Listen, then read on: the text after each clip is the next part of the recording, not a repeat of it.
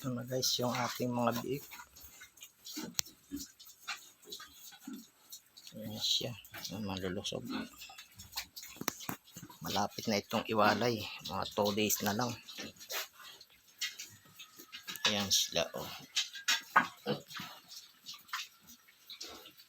Tuturukan pa natin ito ng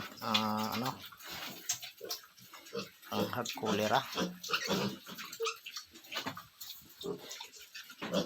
Sila bago iwalay, kailangang turukan ng hag cholera.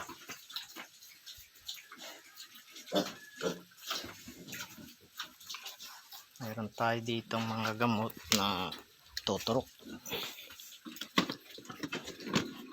So, dito.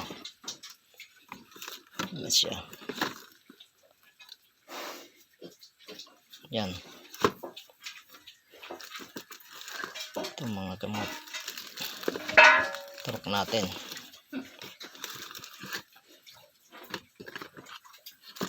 Turokan pati nahin.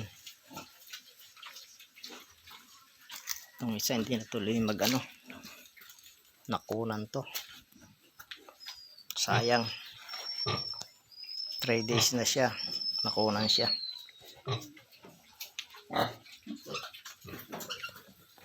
Lang guys.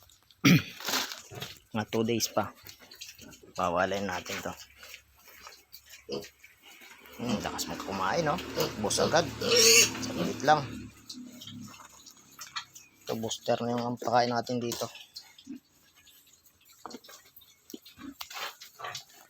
Yan lang guys.